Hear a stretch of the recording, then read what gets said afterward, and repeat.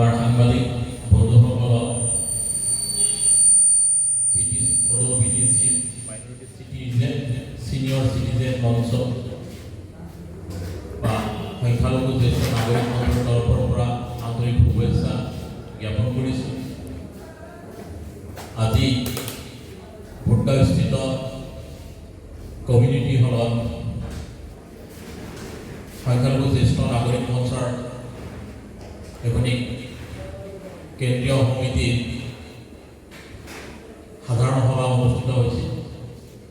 আজিৰ এই সভাত আমি কিছু গুৰুত্বপূৰ্ণ প্ৰস্তাৱ আৰু পদক্ষেপ ল'লোঁ। আপোনালোকে জানে যে যোৱা জুন মাহৰ 1 তাৰিখে 2025 চনত এই সংগঠনৰ জন্ম দিয়া হৈছিল আৰু যোৱা 13/2/2026 এই সংগঠন অসম চৰকাৰৰ সোসাইটি ৰেজিষ্ট্ৰেশ্যন এক্টৰ অধীনত পঞ্জীয়নকৃত হয়। তাৰ ফলশ্ৰুতিত আজি আমি পূৰ্ণাংগ যি কেন্দ্ৰীয় সমিতি আছিল তাক আজি সাধাৰণ সভাৰ জৰিয়তে অনুমোদন কৰি ল'লোঁ। তাৰ লগতে আমাৰ সংবিধান আমি অনুমোদন কৰি ল'লোঁ আৰু এই সভাত আমি আমাৰ ভৱিষ্যত সাংগঠনিক তথা অন্যান্য কাৰ্যকৰ্তা কৰোঁ।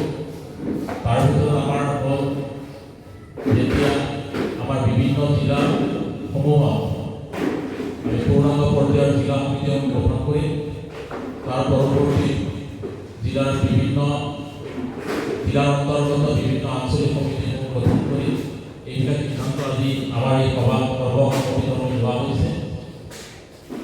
তাৰ লগতে আমি আমাৰ সংগঠনৰ যি উদ্দেশ্য বা আমাৰ যি লক্ষ্য সেইবিলাক সম্পৰ্কে আমি আলোচনা কৰোঁ যে আমাৰ সমাজৰ সামগ্ৰিক উন্নতিৰ বাবে সমাজক সুস্থভাৱে পৰিচালিত কৰাৰ বাবে আমি জ্যেষ্ঠ নাগৰিক মঞ্চই কিছুমান কাম হাতত লোৱাৰ বাবে আজি আলোচনা কৰিছোঁ।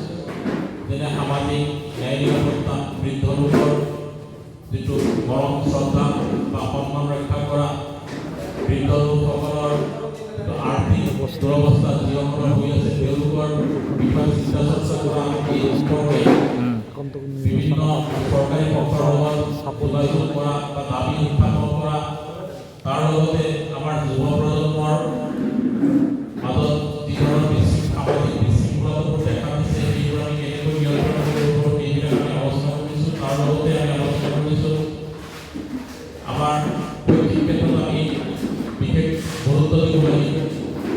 দ্বিতীয়তে বাল্য বিবাহ ইয়াক আমি সম্পূৰ্ণভাৱে নিষিদ্ধ চৰকাৰে কৰিছে। গতিকে তথা তাৰ লগতে যাতে সমাজৰ যাতে তাৰ কোনো চেষ্টা নচলে সেইটো আমি চকু ৰাখিব লাগিব।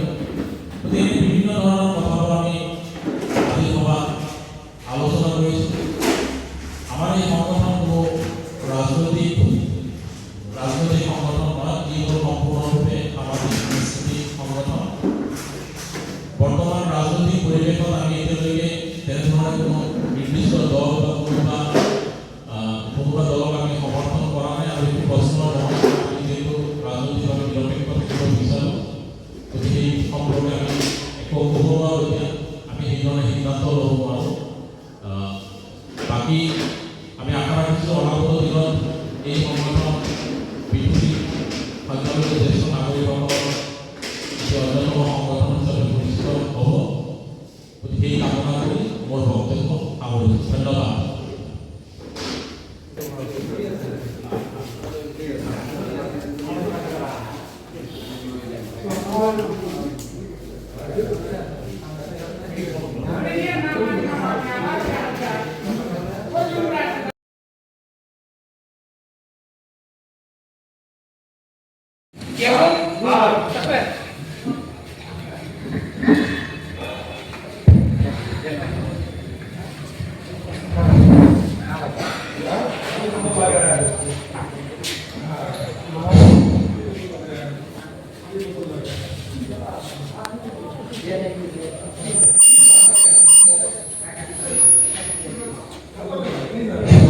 আমাৰ সাংবাদিক বন্ধুসকলক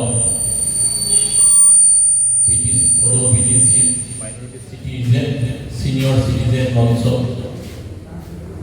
বা সংখ্যালঘু জ্যেষ্ঠ নাগৰিক মঞ্চৰ তৰফৰ পৰা আন্তৰিক শুভেচ্ছা জ্ঞাপন কৰিছোঁ।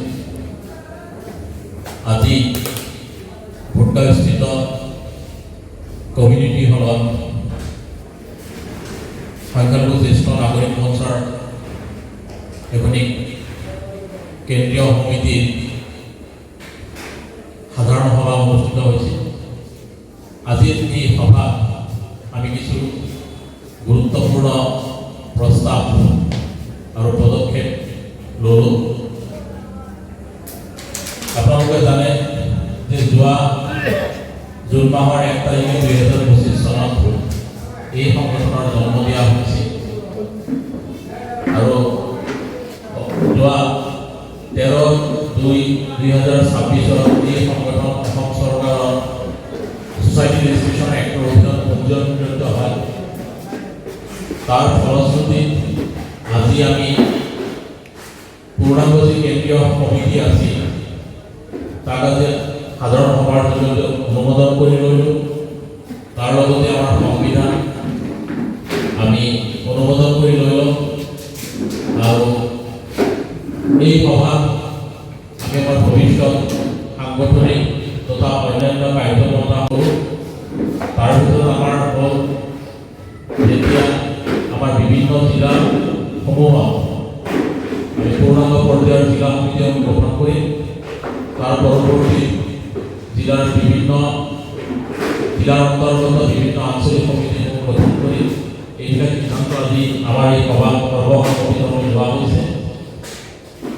তাৰ লগতে আমি আমাৰ সংগঠনৰ যি উদ্দেশ্য বা আমাৰ যি লক্ষ্য সেইবিলাক সম্পৰ্কে আমি আলোচনা কৰোঁ যে আমাৰ সমাজৰ সামগ্ৰিক উন্নতিৰ বাবে সমাজক সুস্থভাৱে পৰিচালিত কৰাৰ বাবে আমি জ্যেষ্ঠ নাগৰিক মঞ্চই কিছুমান কাম হাতত লোৱাৰ বাবে আজি আলোচনা কৰিছোঁ।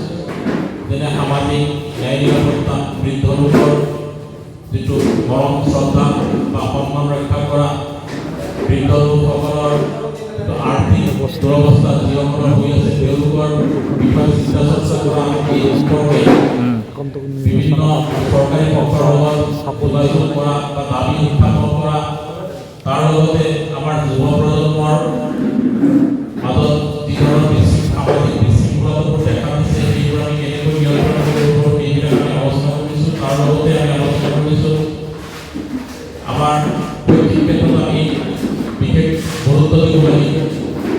দ্বিতীয়তে বাল্য বিবাহ ইয়াক আমি সম্পূৰ্ণভাৱে নিষিদ্ধ চৰকাৰে কৰিছে। গতিকে তাৰ লগতে যাতে সমাজত যাতে তাৰ চেষ্টা আচলতে সেইটো আমি চকু ৰাখিব লাগিব। গতিকে বিভিন্ন ধৰণৰ কথাবোৰ আমি আজি সভাত আলোচনা কৰিছোঁ। আমাৰ এই সংগঠন কোনো ৰাজনৈতিক সংগঠন নহয়, ই হ'ল সম্পূৰ্ণৰূপে সামাজিক সাংস্কৃতিক সংগঠন। বৰ্তমান ৰাজনৈতিক পৰিৱেশত আমি এতিয়ালৈকে তেনেধৰণে কোনো নিৰ্দিষ্ট দল বা কোনোবা দলক আমি সমৰ্থন কৰা নাই আৰু এইটো প্ৰশ্ন নহয়। আমি যিহেতু ৰাজনৈতিকভাৱে নিৰপেক্ষ থাকিব বিচাৰোঁ, গতিকে এই সম্পৰ্কে আমি একো ক'ব নোৱাৰোঁ। এতিয়া আমি সেইধৰণে সিদ্ধান্ত ল'ব নোৱাৰোঁ।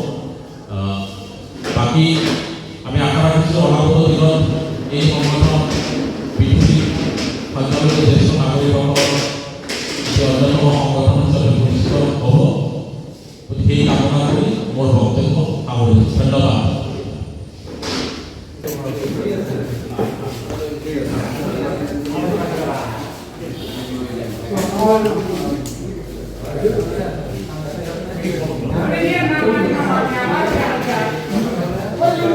আৰু যোৱা 13/2/2026 এই সংগঠন অসম চৰকাৰৰ সোসাইটি ৰেজিষ্ট্ৰেশ্যন এক্টৰ অধীনত পঞ্জীয়নভুক্ত হয়।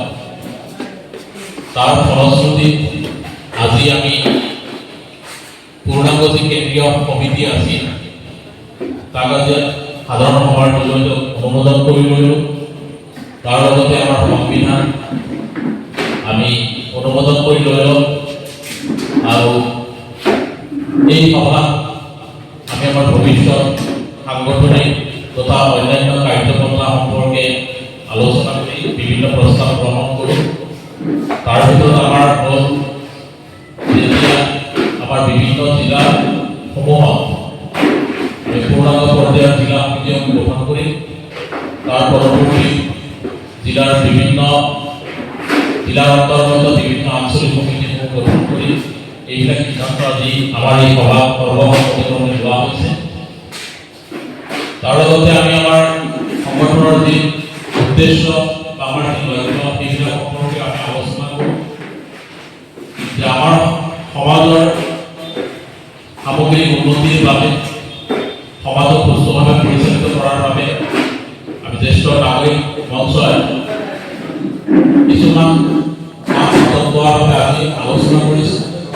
যেনে সামাজিক ন্যায় নিৰাপত্তা, বৃদ্ধ লোকৰ যিটো মৰম শ্ৰদ্ধা বা সন্মান ৰক্ষা কৰা, বৃদ্ধ লোকসকলৰ আৰ্থিক দুৰৱস্থা যিসকলৰ হৈ আছে তেওঁলোকৰ বিষয়ে চিন্তা চৰ্চা কৰা, আমি এই সম্পৰ্কে বিভিন্ন চৰকাৰী পক্ষৰ লগত যোগাযোগ কৰা বা দাবী উত্থাপন কৰা, তাৰ লগতে আমাৰ যুৱ প্ৰজন্মৰ মাজত যি ধৰণৰ সামাজিক বিশৃংখলতাবোৰ দেখা দিছে সেইবোৰ আমি কেনেকৈ নিয়ন্ত্ৰণ কৰিব পাৰোঁ এইবিলাক আমি আলোচনা কৰিছোঁ। তাৰ লগতে আমি আলোচনা কৰিছোঁ আমাৰ শৈক্ষিক ক্ষেত্ৰত আমি বিশেষ গুৰুত্ব দিব লাগে। দ্বিতীয়তে বাল্য বিবাহ আমি সম্পূৰ্ণৰূপে নিষিদ্ধ চৰকাৰে কৰিছে, গতিকে তথা পাৰ্বনত যাতে সমাজত যাতে তাৰ কোনো চেষ্টা নচলে সেইটো আমি চকু ৰাখিব লাগিব। গতিকে বিভিন্ন ধৰণৰ কথাবোৰ আমি আজিৰ সভাত আলোচনা কৰিছোঁ। আমাৰ এই সংগঠন কোনো ৰাজনৈতিক সংগঠন নহয়, ই হ'ল সম্পূৰ্ণৰূপে সামাজিক সাংস্কৃতিক সংগঠন। বৰ্তমান ৰাজনৈতিক পৰিৱেশত আমি এতিয়ালৈকে তেনেধৰণে কোনো নিৰ্দিষ্ট দল বা কোনোবা দলক আমি সমৰ্থন কৰা নাই আৰু সেইটো প্ৰশ্নৰ নহয়। আমি যিহেতু ৰাজনৈতিকভাৱে নিৰপেক্ষ থাকিব বিচাৰোঁ, গতিকে সেই সম্পৰ্কে আমি একো ক'ব নোৱাৰোঁ। এতিয়া আমি সেইধৰণে সিদ্ধান্ত ল'ব নোৱাৰোঁ। বাকী আমি আশা ৰাখিছোঁ অনাগত দিনত এই সংগঠন পৃথিৱীৰ সংখ্যালঘু জ্যেষ্ঠ নাগৰিকসকলৰ যি অন্যতম সংগঠন হিচাপে পৰিচিত হ'ব। গতিকে সেই কামনা কৰি মোৰ বক্তব্য সামৰিছোঁ। ধন্যবাদ।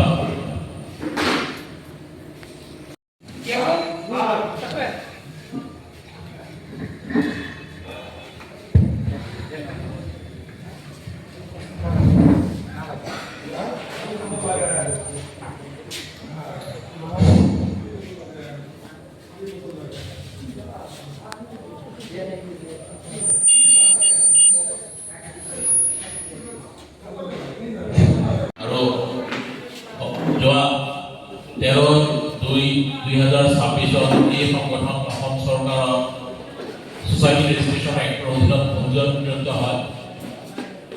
তাৰ ফলশ্ৰুতিত আজি আমি পূৰ্ণাংগ যি কেন্দ্ৰীয় সমিতি আছিল তাক আজি সাধাৰণ সভাৰ জৰিয়তে অনুমোদন কৰি ল'লোঁ।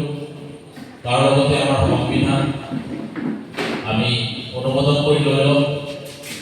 আৰু এই সভা আমি আমাৰ ভৱিষ্যৎ সাংগঠনিক তথা অন্যান্য কাৰ্যপন্থা সম্পৰ্কে আলোচনা কৰি বিভিন্ন প্ৰস্তাৱ গ্ৰহণ কৰোঁ। তাৰ ভিতৰত আমাৰ হ'ল যেতিয়া আমাৰ বিভিন্ন জিলাসমূহত পূৰ্ণাংগ পৰ্যায়ৰ জিলা সমিতি গঠন কৰি তাৰ পৰৱৰ্তী জিলাৰ বিভিন্ন জিলাৰ অন্তৰ্গত বিভিন্ন আঞ্চলিক সমিতিসমূহ গঠন কৰি এইবিলাক সিদ্ধান্ত আজি আমাৰ এই সভা সৰ্বসন্মতিক্ৰমে লোৱা হৈছে। তাৰ লগতে আমি আমাৰ সংগঠনৰ যি উদ্দেশ্য বা আমাৰ যি লক্ষ্য সেইবিলাক সম্পৰ্কে আমি আলোচনা কৰোঁ যে আমাৰ সমাজৰ সামগ্ৰিক উন্নতিৰ বাবে সমাজক সুস্থভাৱে পৰিচালিত কৰাৰ বাবে আমি জ্যেষ্ঠ নাগৰিক মঞ্চই কিছুমান তত্ত্বৰ বাবে আজি আলোচনা কৰিছোঁ। যেনে সামাজিক ন্যায় নিৰাপত্তা, বৃদ্ধ লোকৰ যিটো মৰম শ্ৰদ্ধা বা সন্মান ৰক্ষা কৰা, বৃদ্ধ লোকসকলৰ আৰ্থিক দুৰৱস্থা যিসকলৰ হৈ আছে তেওঁলোকৰ বিষয়ে চিন্তা চৰ্চা কৰা, আমি এই সম্পৰ্কে বিভিন্ন চৰকাৰী পক্ষৰ লগত যোগাযোগ কৰা বা দাবী উত্থাপন কৰা, তাৰ লগতে আমাৰ যুৱ প্ৰজন্মৰ মাজত যি ধৰণৰ সামাজিক বিশৃংখলতাবোৰ দেখা দিছে সেইবোৰ আমি কেনেকৈ নিয়ন্ত্ৰণ কৰিব সেইবিলাক আমি আলোচনা কৰিছোঁ। তাৰ লগতে আমি আলোচনা কৰিছোঁ আমাৰ শৈক্ষিক ক্ষেত্ৰত আমি বিশেষ গুৰুত্ব দিব লাগিব। দ্বিতীয়তে বাল্য বিবাহ আমি সম্পূৰ্ণভাৱে নিষিদ্ধ চৰকাৰে কৰিছে, গতিকে তাৰ মাজতো যাতে সমাজত যাতে তাৰ কোনো চেষ্টা নচলে সেইটো আমি চকু ৰাখিব লাগিব। গতিকে বিভিন্ন ধৰণৰ কথাবোৰ আমি আজিৰ সভাত আলোচনা কৰিছোঁ। আমাৰ এই সংগঠন কোনো ৰাজনৈতিক সংগঠন নহয়, ই হ'ল সম্পূৰ্ণৰূপে সামাজিক সাংস্কৃতিক সংগঠন। বৰ্তমান ৰাজনৈতিক পৰিৱেশত আমি এতিয়ালৈকে তেনেধৰণে কোনো নিৰ্দিষ্ট দল বা কোনোবা দলক আমি সমৰ্থন কৰা নাই আৰু সেইটো প্ৰশ্নৰ নহয়। আমি যিহেতু ৰাজনৈতিকভাৱে নিৰপেক্ষ থাকিব বিচাৰোঁ, গতিকে এই সম্পৰ্কে আমি একো ক'ব নোৱাৰোঁ। এতিয়া আমি সেইধৰণে সিদ্ধান্ত ল'ব নোৱাৰোঁ।